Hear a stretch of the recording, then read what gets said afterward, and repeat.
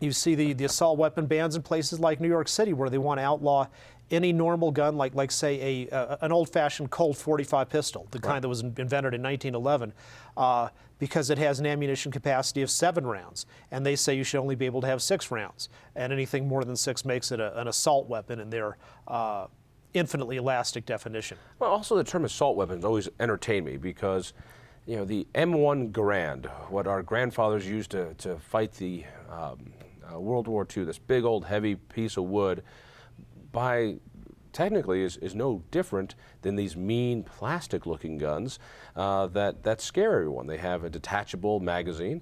They're semi-automatic. What's the difference? The difference is that these so-called assault weapons look mean. They look bad, but in fact, they're functionally no different. Oh, it is very cosmetic, and in fact, the California assault weapon ban, which was the first big one that got passed, was created by some legislative aides looking through a picture book of guns.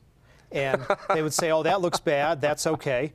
And some of the guns in the picture book make no sense. Like they outlawed actually a one-shot shotgun. I mean, a shotgun that can hold exactly 1 round. But it looked all plasticky and futuristic, and so they said, oh, that must be an assault weapon.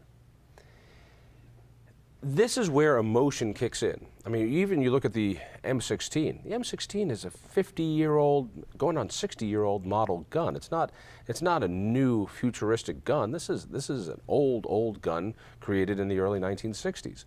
But it's a powerful thing, and when people see it, they have a reaction to it. Well, and the M16 is a machine gun.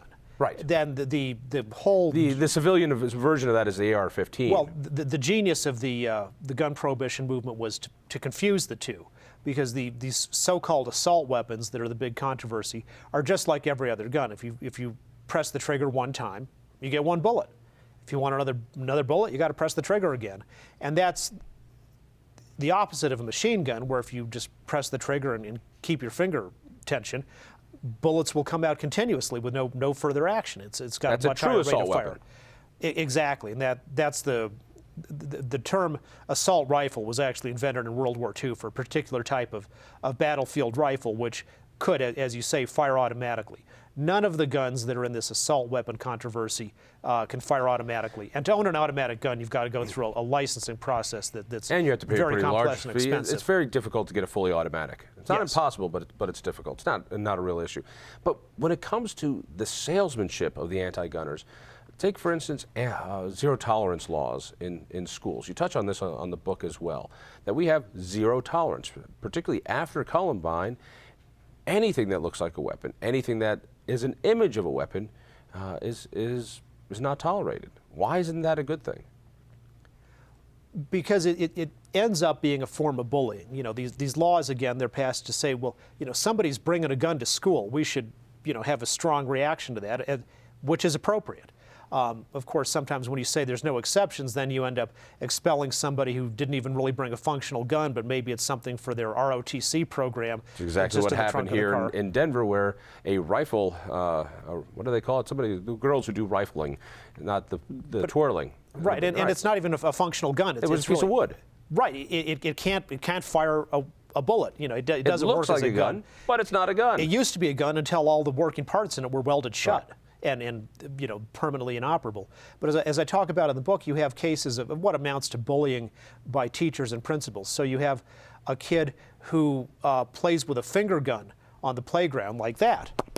You know, and if the teacher wants to say, "Oh, Johnny, we don't do around here," that's inappropriate. That's within the teacher's discretion. But to say the kid's got to be expelled because he violated or suspended because he violated the weapons at school law, or if somebody takes and there's another real case, somebody takes a chicken bone and, again, points with it in a pretend way, and, you know, the kid's 8 years old. If you want to say that's inappropriate, go ahead, but you don't expel him or suspend him from school for having a weapon. He was expelled for this. I believe he was suspended, and the administration thought, boy, we're being awfully generous not to kick him out entirely. Or you have another case where a child drew, again, a first grader, a picture of a soldier. You know, and not the soldier wasn't even in combat. He was just a big soldier in the middle of the picture, and then you had things around him like a canteen and a gun, and, you know, normal first grade drawing. That kid also got in huge trouble, and I believe likewise got suspended. Why do you call this bullying?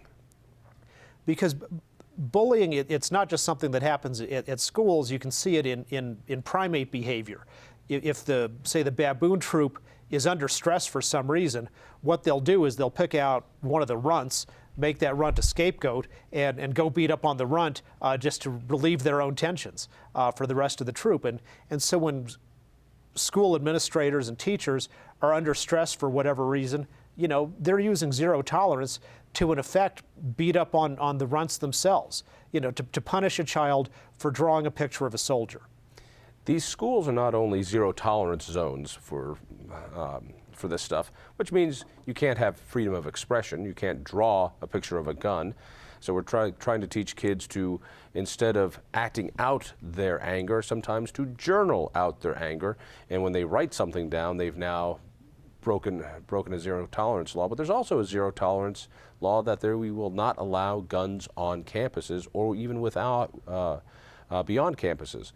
This is something that you've been very critical of, that you call this not a gun-free zone, but a pretend gun-free zone. Real gun-free zones I'm for. So, for example, if you go to the state capitol and you have a concealed carry permit to carry a handgun, throughout the state, and license issued by the state, you can't bring the gun into the capitol. And they enforce that by making you walk through a metal detector. And they have not only a guy running the metal detector, they have police officers, so that if some guy tried to, as has happened some places, murder the guy who's running the metal detector and then come in and kill all the rest of the unarmed people, he would be stopped at the door by the police officer. That's a real gun-free zone, and I'm for that in special places, including state capitals. If schools wanted to be a real gun-free zone, that would be fine too. The problem is when you call something nominally, you make it a pretend gun-free zone. So, for example, you say at the University of Colorado, no guns on campus, but then there's no enforcement. You're making everybody else just a sitting duck for the people who will violate those laws and perpetrate mass murders, as we've seen in too many Virginia cases. Tech and other places. All right, so somebody shells out the whole $20 for aiming for liberty. What is it they're going to walk away with? What is it you want them to walk away with? That after they read this, they go, you know what I need to do? I need to do what? It's not a political call to action. It's informing people about the facts on the right to arms, the right to self-defense. But hopefully they'll be inspired, because there's a lot of stories of some of my great heroes of freedom and liberty. The folks at the Alamo, Nicholas Owen, who was a great freedom fighter for freedom of religion in the early 1600s, and Eleanor Roosevelt, in my view, the greatest first lady ever in the history of the United States. Only because she carried her own gun. That made me like her a lot. She also drove herself, wouldn't let a chauffeur take her around. Really? Yes. And a great civil rights fighter as well, who used that gun when she went into the South after being First Lady to protect herself from death threats that the Ku Klux Klan was making. So she carried her own weapon, drove her own self. Not bad. All right. Aiming for Liberty by this man, the man with the great hairline. I'm Jon Caldara. Listen for me late nights on 850 KOA. By all means, tell a friend about the Independence Institute. Check out our website, independenceinstitute.org. We'll see you next week. I mean, you keep on talking, but you don't know where to turn it on.